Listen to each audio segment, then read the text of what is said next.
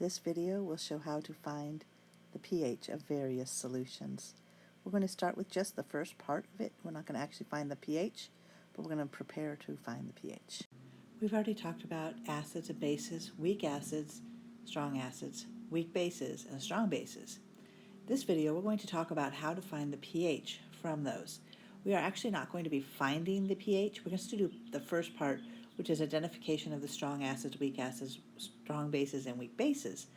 And then we're going to see what type of calculation we'll do. We're not going to put any numbers in. The next video we'll actually do the calculations. So first, let's define what is pH. Previously we saw that the pH is a measure of the hydrogen ion concentration of a solution. We know that this tells us the acidity or basicity of the solution. Remembering from our pH scale that numbers that are below 7 are acidic and those above 7 are basic, and if it is actually a pH of 7, then we end up with a neutral solution. We also know how to find the theoretical hydrogen ion concentration of various solutions. Now we're going to put that together and see if we can find the pH of a variety of different solutions. In this video, we're going to just determine the first few steps, and then we'll have a follow-up video that will have the actual determination of the pH. Whenever we look at the pH of a solution, we need to first determine whether we have an acid, a base, or a neutral substance. That will tell us the pH range of the solution. And importantly, it will tell us whether we can find the hydrogen ion directly, the hydroxide ion directly, or both the hydrogen and the hydroxide ions at the same time directly.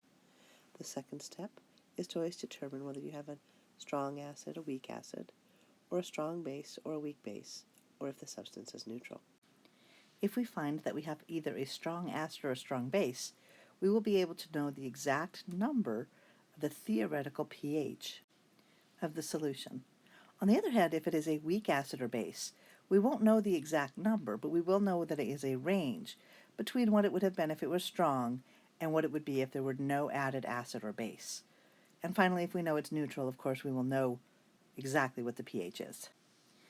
Next, we'll use the original concentration of the acid or base that's present to find the theoretical hydrogen or hydroxide ion concentration.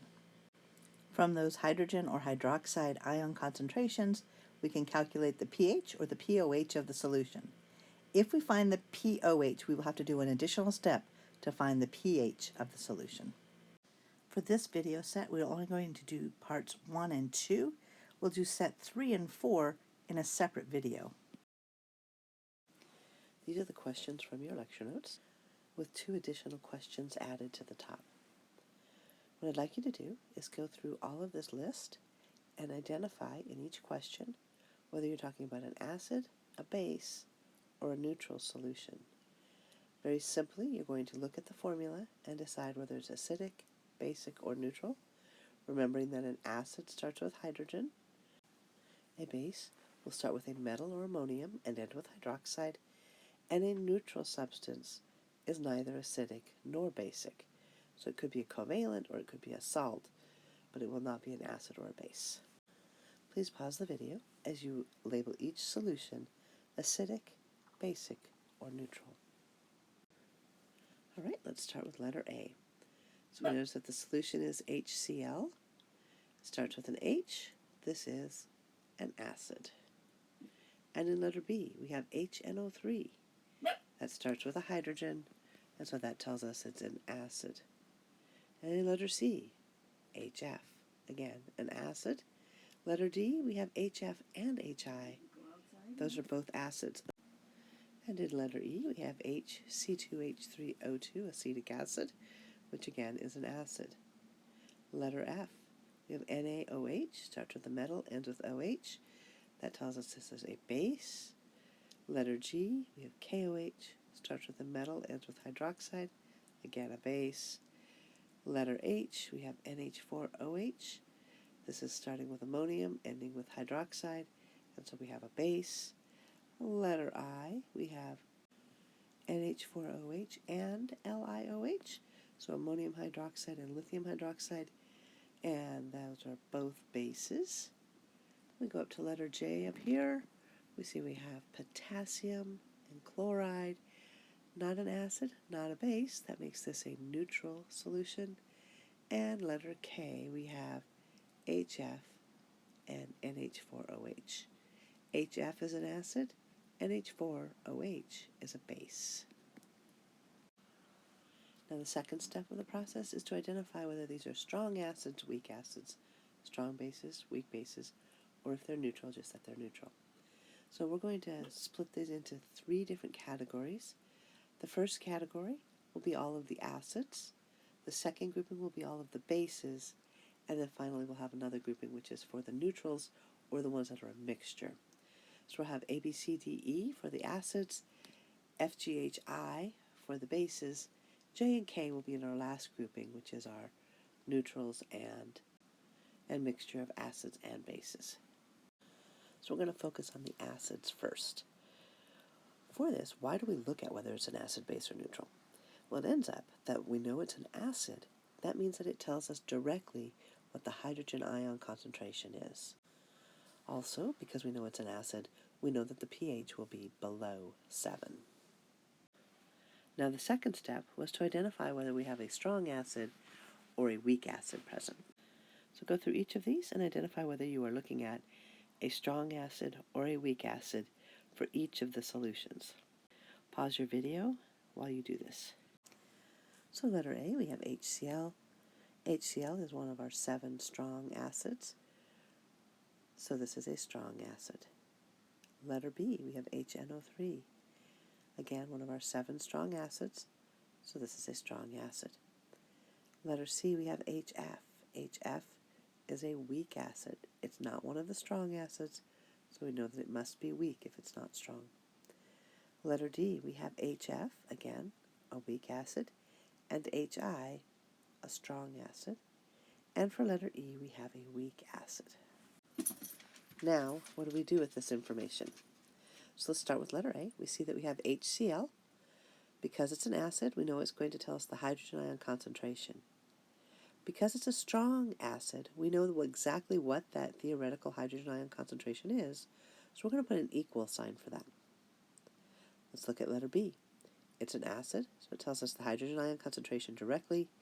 It's a strong acid, so we're going to put an equal sign because we know exactly what the hydrogen ion concentration would be. Now in letter C, we have a weak acid. What does that do? Well, it's still an acid, so we know that it was going to tell us the hydrogen ion concentration, but in this case, we only know that it's going to be between 2 numbers.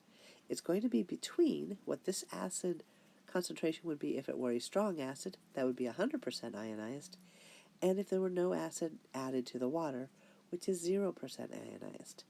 And when it's 0% ionized, that is like pure water, and so that would be 10 to the negative 7 molar. For letter D, we have 2 different solutions, so I'm going to break it into 2 parts. First, we're going to look at HF, which is a weak acid. It is an acid, so it will be telling us hydrogen ion directly. It is weak, so that means it's going to be between, if it were strong, and what it would be if there were no ionization, which is 10 to the negative 7. Our second one is HI, and for HI, that is a strong acid. Still an acid, so it tells us hydrogen ion directly, but it's strong, so it will be equal to whatever number we come up with. And finally, letter E, we have HC2H3O2, and that is a weak acid, so that tells us that the hydrogen ion concentration would be between 2 numbers. Those 2 numbers are what it would have been if it were strong, and if there was no acid present, or 10 to the negative 7. We'll go over the answers to these questions in a separate video. Now let's look at the bases. When we're determining the theoretical pHs for the bases, we're going to be finding a slightly different calculation. What we do know is that if we have a basic solution, that we can find the hydroxide ion concentration directly. But pH depends upon the hydrogen ion concentration. So we have to do a calculation to get from hydroxide to hydrogen ion, or from POH to pH. In any case, if we know we have a base, we know that the pH will be above 7. So we previously identified all of these as bases. The next step is to identify whether we're looking at a strong base or a weak base. So pause the video while you decide if this is a strong base or a weak base for each of the solutions. Recall that in this class there is only one weak base that we look at, and that's NH4OH. All of the other bases that we'll be doing calculations for are strong bases. For letter F, we have NaOH, and that is a strong base. For letter G, we have KOH, and that is a strong base. For letter H, we have NH4OH, that is a weak base. For letter I, we have two different solutions, so we'll talk about both of them. The first one is NH4OH, that is a weak base. The second one is LiOH, lithium hydroxide, and that is a strong base. And the last one we have is NH4OH, which is a weak base. Now let's see how that'll help us solve these questions. So, for NaOH, we know it's a base, so that tells us the hydroxide ion concentration directly. We know it's a strong base, so that means that the hydroxide ion concentration will be equal to the original concentration of the base. In letter G, we see we have a strong base again. It's a base, so it tells us hydroxide ion directly. It's a strong base, so we're going to put an equal sign, and it'll be equal to the concentration of the original solution. For letter H, we see that we have a weak base, ammonium hydroxide. So this is going to be a base, so it's still going to tell us hydroxide ion concentration. But because it's weak, we're going to put in the word between. It means it's going to be between what this answer would have been if it were a strong base and what the answer would be if it was no base at all, which is 10 to the negative 7. For letter I, again, we have two different solutions. So I'm going to talk about each of them separately. For the first one, we have NH4OH, and so we're going to put that's a hydroxide will be found because it's a base, but it will be between two numbers, and that is what it would have been if it were a strong base, and what the hydroxide ion would be if there were no base present, which is 10 to the negative 7. And for the lithium hydroxide, we're going to see it's a base, so it tells us hydroxide directly. Then we're going to see it's strong base, so it's going to have an equal sign. And for the letter J, we have our weak base, which is ammonium hydroxide, and it's a base, so it tells us hydroxide ion. It's weak, so it has to say between, and it'll be whatever it would have been if it were strong, and what would happen if there were no base present, and that would be 10 to the negative 7. Again, the 10 to the negative 7 comes from pure water. Again, we'll do the final calculations in a separate video. And now for our last sets. I'm going to actually make this into two different types because the questions are a little bit different from each other. So with the letter J, we have KCl, which is a neutral solution. So we'll look at that one first. In a neutral solution, we know that the hydrogen ion is equal to the hydroxide ion, and those are both equal to 10 to the negative 7 molar. So what can we do from this? When we look at KCl, we're going to say that we know the hydrogen ion concentration. And again, you could have picked hydroxide, but since we're trying to find the pH, we went with the hydrogen ion. So we know the hydrogen ion concentration, and because it's neutral, we know it's equal to, and then the answer will be 10 to the negative 7. And later I'll show you how to do the pH from that. And for our last one, we look at some other solutions. And the reason I put this separate is because in one case we have an acid, and the other it's a base. So they're going to give us different pieces of information. So I'm going to break this into two parts. First, we'll look at HF. For HF, we see that it is an acid. That means it tells us the hydrogen ion. We also know that that means that the pH is below 7.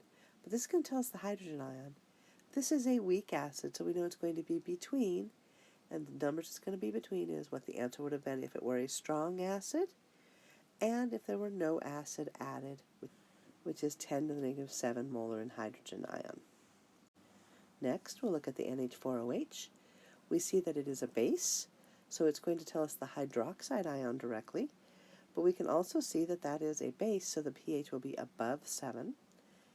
And then we can see that this is a weak base, so that means it's going to be between two numbers, and one of the numbers will be as if it were strong base, and the other number will be if it were no base added, and that would be 10 to the negative 7 molar in hydroxide. And again, in the next video, we're going to show how to actually do all of these calculations.